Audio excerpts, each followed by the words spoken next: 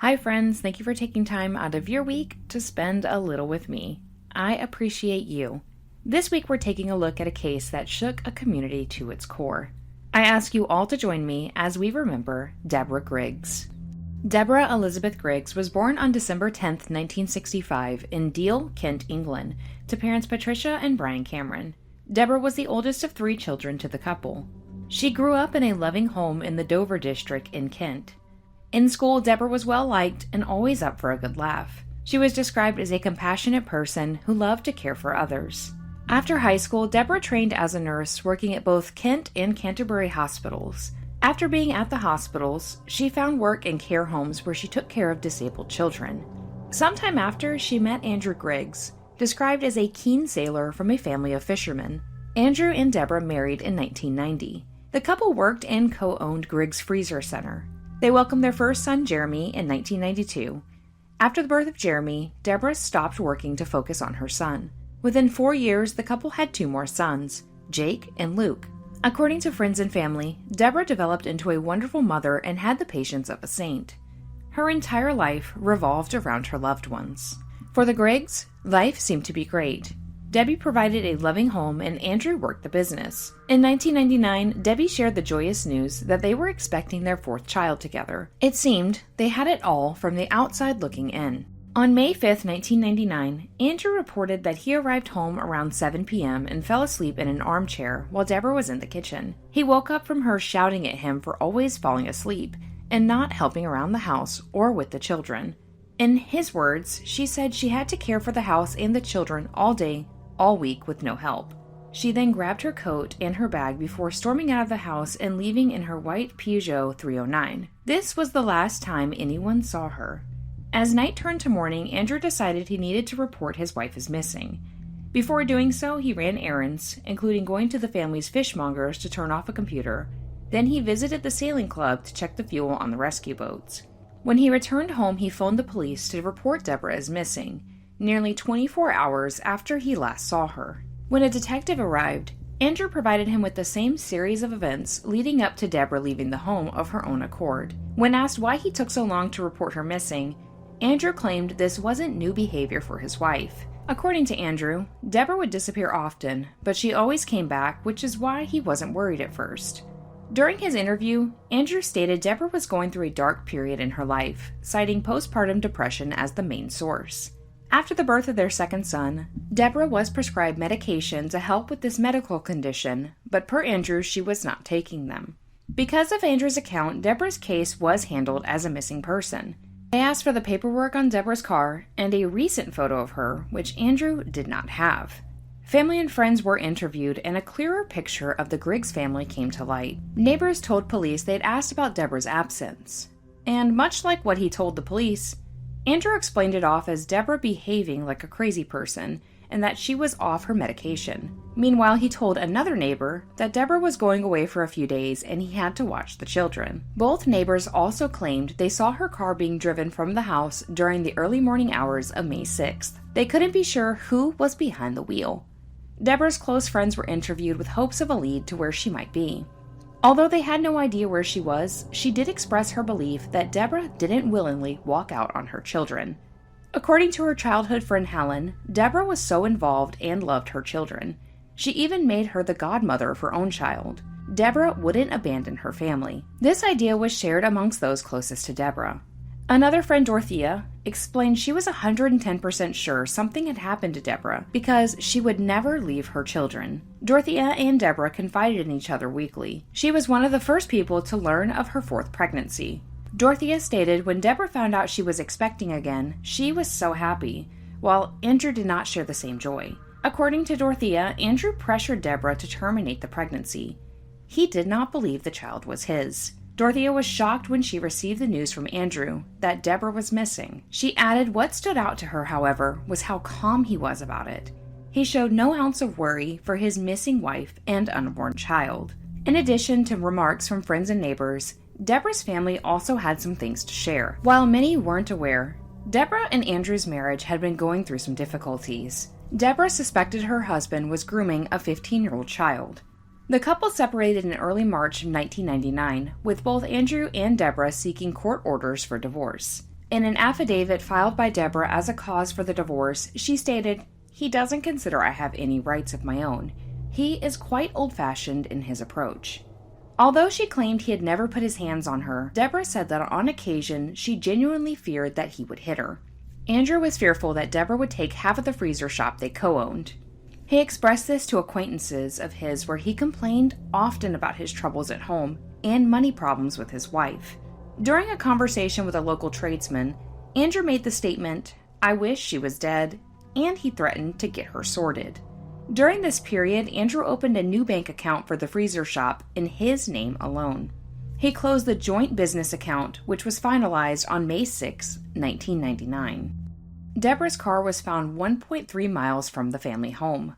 During an examination of the car, blood was discovered in the boot of the car. After performing a DNA test, it was determined to be a match for Deborah. After this discovery, police suspected foul play. Andrew was kept in the forefront of everyone's minds as a suspect, but after the car was found, he was arrested. After his arrest, the home was searched for evidence against Andrew. During the sweep, they didn't find much except for Deborah's diary. While Deborah's diary didn't point towards her husband being a murderer, it did point to him being a creep. In one entry, she expressed her distaste for her husband's extracurricular activities. She wrote how he spent most of his evenings out of the house, claiming he spent more time with a 15-year-old child. In another entry, she complained about how he accused her of being sick and mad in the head, a claim she adamantly denied. Police discovered from these entries that Andrew allegedly maintained a double life. Deborah wrote of how she confronted him and the child. This was one of the final entries before she disappeared. Because of her diary, police were able to discover who the child was. The 15-year-old was interviewed shortly after Andrew's arrest, and she denied the allegations against him, stating she and Andrew never engaged in an inappropriate relationship. Andrew was interviewed about the child and his wife's disappearance. He denied everything pinned against him. Andrew remained the prime suspect throughout the investigation. As the months turned to years, there were no signs of Deborah. Andrew moved away from the home he shared with her shortly after she went missing. He and their 3 sons lived with his parents for a short while until they found their own home in Dorset in 2001. The following year, he met another woman named Deborah, and the couple married in 2010. Deborah learned of Andrew's past on their 4th date. He came clean about his arrest and being a suspect in his ex-wife's murder case and being accused of assaulting a child. According to his new wife, Andrew was caring, loving, and generous. He could be old-fashioned at times, but she loved that about him. She couldn't imagine him doing something so heinous because of his kind nature. She stated in all the years they'd known each other, the couple never fought, and she believed he was innocent as he claimed. Unfortunately for Andrew, the disappearance of his first wife never left the thoughts of those who worked her case all those years ago. Due to the passage of time, those close to the case found it less plausible that Deborah was missing and wrote off the theory that she'd taken her own life. In the previous decade, her information was not on government registries or anywhere for that matter. At the time of her disappearance, she was 4 months pregnant, meaning at some point she would have sought medical help. In addition to this, no traces of her body were discovered. Over the years, several international searches and DNA testing of unidentified female corpses were conducted. Nothing produced results. In 2018, Detective Superintendent Fotheringham, who was a beat cop when Deborah disappeared, was placed in charge of her cold case team. His first order of business was to hire a retired detective to review the case file. The retired detective was instructed to view the case in today's context of the law, ones that weren't implemented yet in 2003. Due to the significance of some of the evidence, prosecution made the decision to charge Andrew. Over the years, there was a massive change to the criminal justice system's treatment of domestic violence cases. Andrew was arrested and charged with murder in 2018. His trial was scheduled in 2019 at Canterbury Crown Court. The prosecution believed Andrew committed the murder to avoid the consequences of the financial impact of divorce and the legal standpoint of the illegal relationship he was engaged in. They argued when Deborah discovered Andrew was taking advantage of the 15-year-old child, she threatened to turn him in and planned to divorce him. If the divorce had gone through, Deborah was entitled to half of everything, and Andrew couldn't let this happen. While Andrew denied the charges against him, He defended himself, claiming Deborah was depressed and had dark moods after the birth of their sons. He described how she was withdrawn, quiet, and very down.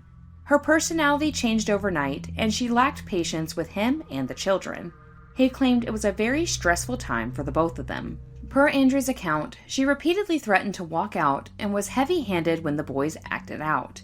He explained this as the reason for the divorce, but didn't end up pursuing it because he didn't want to lose her. The prosecution accused him of trying to ruin her name. They did this by pulling in witnesses to disprove all of his claims. Several of Deborah's closest friends explained it wasn't in her character to abandon her family. Deborah's doctor also testified, stating she experienced no signs or symptoms of depression in the weeks before her disappearance. Although it was true Deborah experienced postpartum depression after the birth of her first two sons, she did not experience it after the third one in 1997. He stated he stopped prescribing her medication for the condition in February of 1995. The doctor also testified that during a phone call to confirm some information about Deborah, Andrew spoke in the past tense, like he knew something had happened to her. It seemed Deborah was not the person Andrew was claiming she was, while Andrew was exactly who Deborah claimed he was. In addition to the witnesses, the prosecution produced the one person who could confirm what Deborah said was true: the 15-year-old child. The child was now a grown woman who was ready to talk. The woman produced evidence for the prosecution, which included an explicit letter written to the girl. The woman testified that a sexual relationship with Andrew started in 1998 when she was just 14. When asked why she didn't come forward back then, she explained that Andrew scared her. He convinced her that if she said anything, everyone would hate her. She explained how he groomed her and took advantage of her. She was vulnerable and had no one to protect her. The woman explained that shortly after being confronted by Deborah, she went missing.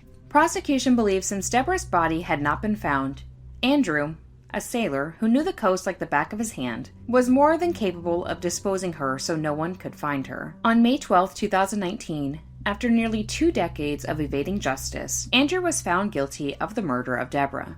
He was sentenced to a life sentence with a minimum of 20 years to be served.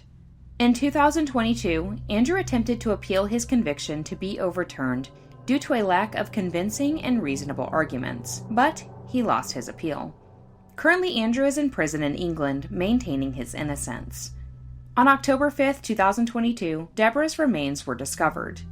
Following a tip-off, police excavated the garden of a property in St. Leonard's, Dorset, where remains, including teeth fragments, were found. The property Deborah was discovered at was the same property Andrew moved to following her disappearance. This meant Andrew kept Deborah and moved her with him when he moved over 150 miles away from where police believe she was murdered. Andrew was charged with perverting the course of justice and obstructing a coroner in the execution of their duty. Although police knew her family was devastated with the news that Deborah was found, they'd hoped it'd bring some closure for them. Sadly, Deborah's mother, who claimed she always knew what happened to her daughter, passed away just a few weeks before Andrew was charged. A funeral was held on November 25, 2022, for Deborah's family and friends in Aylsham, Kent, England.